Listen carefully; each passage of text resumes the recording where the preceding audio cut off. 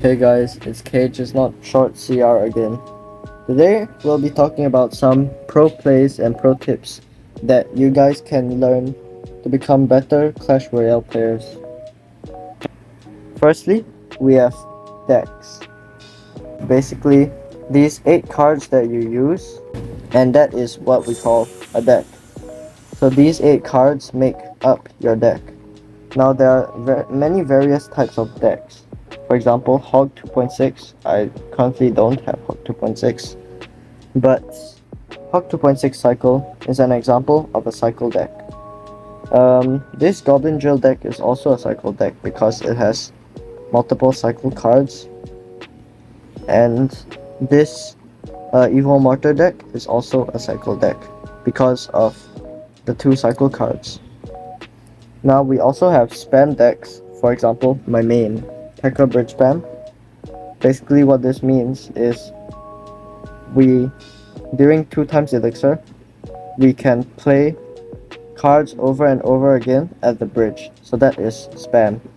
For example, this Recruits deck here is a spam deck because during 2 times Elixir, you can just keep playing your Recruits and Wall Breakers and Skeleton Barrels at the bridge.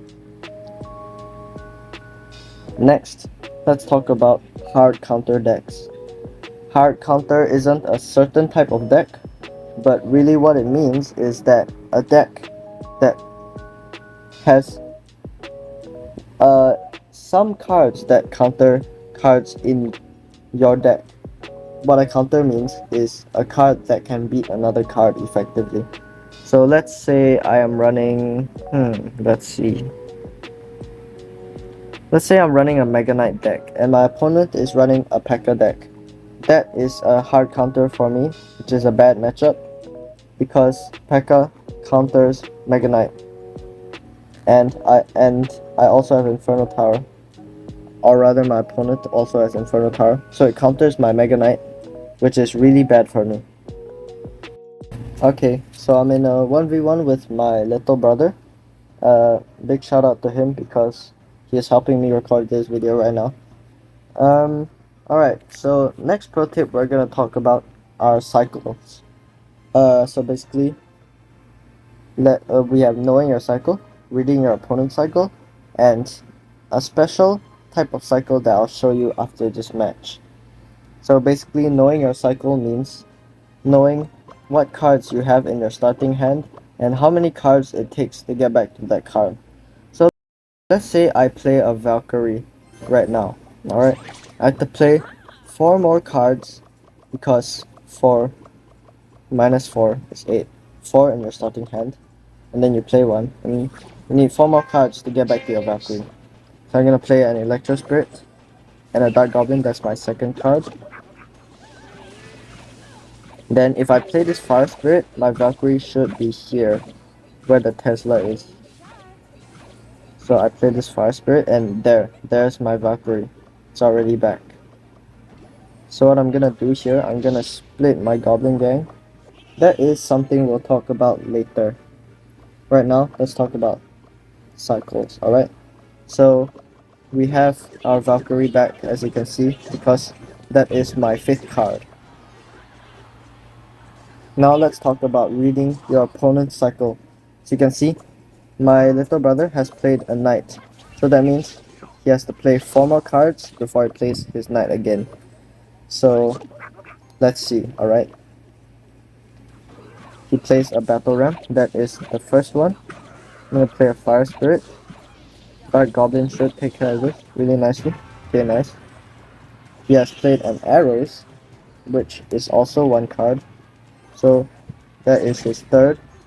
His archers and 4th, and now he should be back to a knight. I'm going to snowball these. Yup, there his knight is. Really nice. I'm gonna play a Dark Goblin and kite this with my E-Spirit. Should also get on the, yep, it's on the archer. Alright, let's start cycling our more turns now.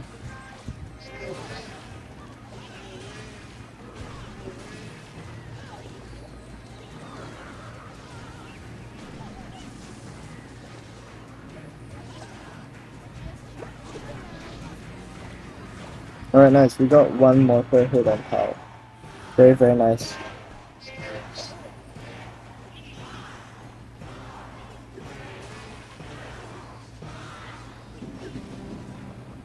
Let's just play this match, and we have one more type of cycle to talk about. It's called the Champions 3-card cycle. So basically what that is, it means that okay, let's say you have a champion in your deck, for example, a Little Prince. So you have a Little Prince in your deck, alright? Basically, champions have this unique ability. Not the ability, not literally the ability. I mean, like, basically, you cannot have two champions on a map at one point of time, as in, like, two of your champions. So you can't have two champions on a map at one point of time. So basically, they won't allow you to get back to your Little Prince if, let's say, you have a Little Prince on the map already. Alright? So, what this means is that since you have -1 card because of the Little Prince that you can't get back, since you have -1 card, you just have to play 3 cards to get back to a card. I'll show you what that is later. So let's quickly finish this match up. We are up a lot of damage right now. Let's just keep playing well.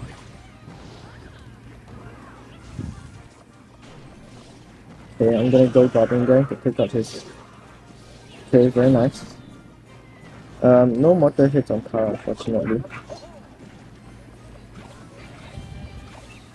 Okay, we have our very nice. I'm gonna go Tesla and then Evil Mortar. No bubbles of it.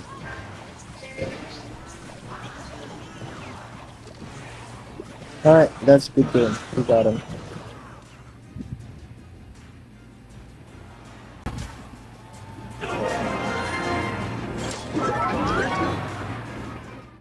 Alright, we're in another match. This time I have a homemade rocket cycle. And in this deck I have a Mighty Miner, which is a champion. So I'm gonna show you what it means by champion's 3-card cycle. There, I have my Mighty Miner coming up. So I'm gonna play my Mighty Miner here. Okay, let's say I want to get back to my skeletons, alright?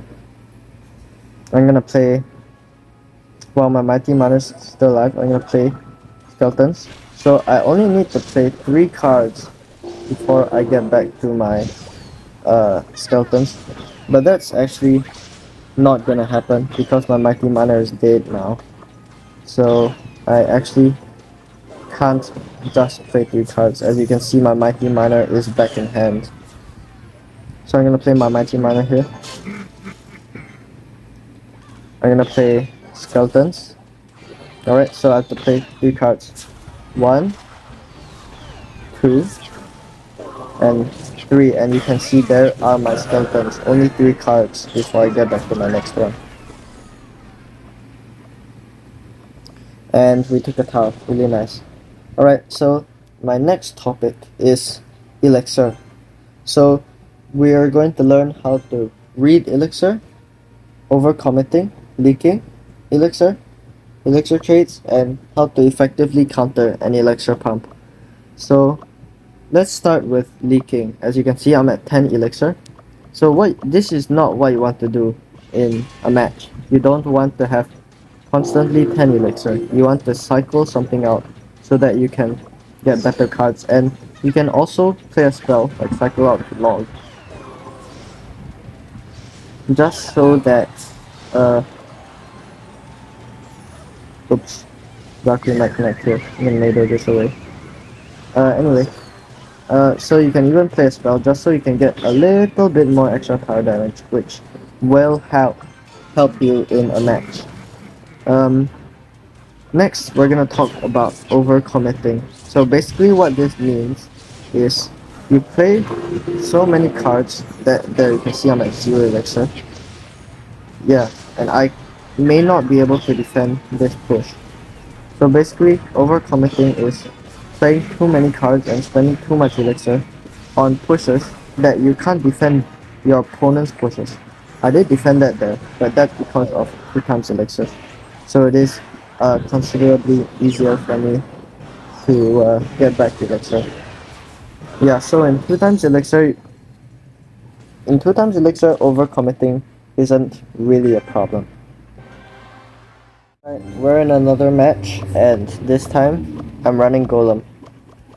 So basically, what we're gonna talk about this match is reading opponent's elixir. We're still on the topic of elixir. So basically, what reading your opponent's elixir is means basically seeing what cards your opponent plays. There, you can see he played a fireball there. That was pretty late. He plays a Valkyrie. So that means now he's at 6 elixir. And he's gradually going up. So now he's probably at 8 elixir. Let's say. So, I'm gonna play a pump down. So yeah, now he plays a Mega Minion. Which means he's probably at 7 elixir now. So just like that, you can read your opponent's elixir. Now next we have elixir trades. There are 2 types of elixir trades. No, actually, there are 3. Positive, negative, and equal. So he played an archers in the back, right? And he also plays a P.E.K.K.A. This is pretty bad for me. I don't know how to defend this. As you can see, I played down 7.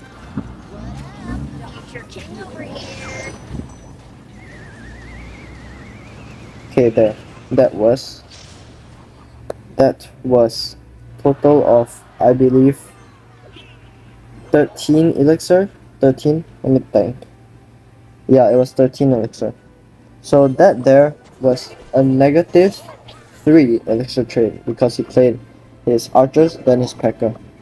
So that's a negative 3 elixir trade because of my nader. And I still had to eat a P.E.K.K.A. hit, which is pretty bad. Alright, so now we're gonna talk about how to effectively counter an elixir pump. So I'm gonna play an elixir pump here, alright? And basically what you want to do here is not spend more than 6 elixir on the elixir pump. Basically what my little brother is going to do is fireball my elixir pump and not play anything else from my pump. Just because you see what the elixir pump does is it actually helps your opponent get elixir. So basically the opponent plays it for 6 and let's say you fireball it, that will result in a -1 elixir trade. Oh boy, I'm really close to losing here. I think I cooked. I think it's over. It might be over for me here. Yeah, it just has to cycle to an arrows and I'm dead. Yeah. Didn't play very well there. Alright, next match. So now we're gonna talk about cards. Knowing what card counters what. Saving your card counter to counter your opponent's card. And yeah. So just now we talked about what counter means. Basically a card that can beat another card. So let's say now I know what he's running. He has Musketeer and a Knight. Alright, so basically Sparky does counter Musketeer, but it's a -2 elixir trade. So we're not gonna do that. We're going to save our mini P.E.K.K.A. to counter his Valkyrie. We're gonna rage this up.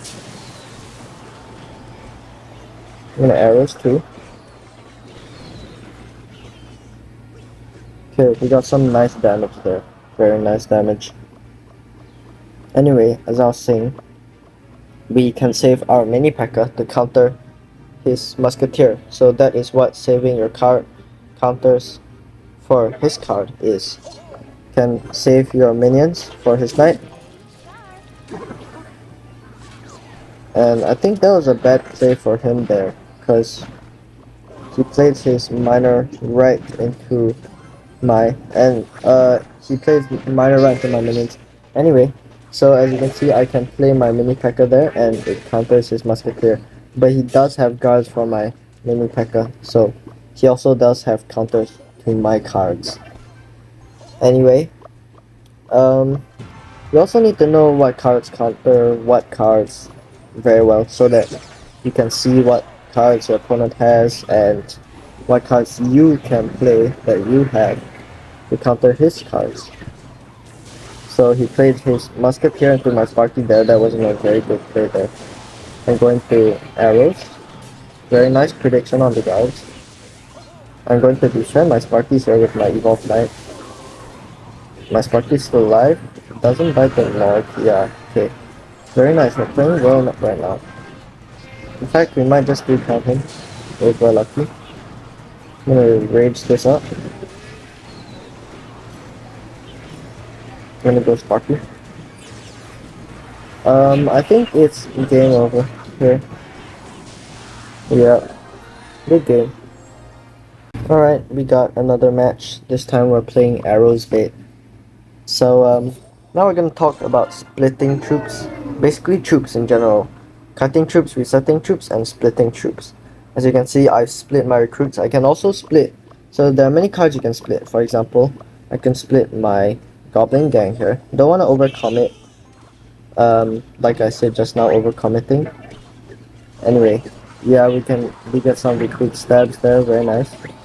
And she played his arrows, so we can go in for the wall breakers. And she probably doesn't have anything. Those are bad archers. Yeah. Anyway, we go for firecracker here. Alright. Next on the list we have kiting troops. So basically what that means is, alright, he plays I can't really kite this mini P.E.K.K.A because I don't have any ground wing cons other than wall breakers, and they were not in cycle. So yeah, basically this is already a form of kiting. He's kiting my recruits to the middle of the arena with that cannon. And my knight is tanking for my recruit. Very nice. Not a very good defense from him there. It does play archers. Okay. Let me go Goblin Gang with these.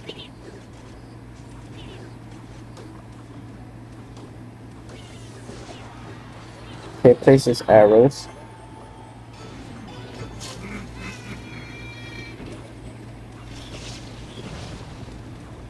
Oh yeah, he has a fireball.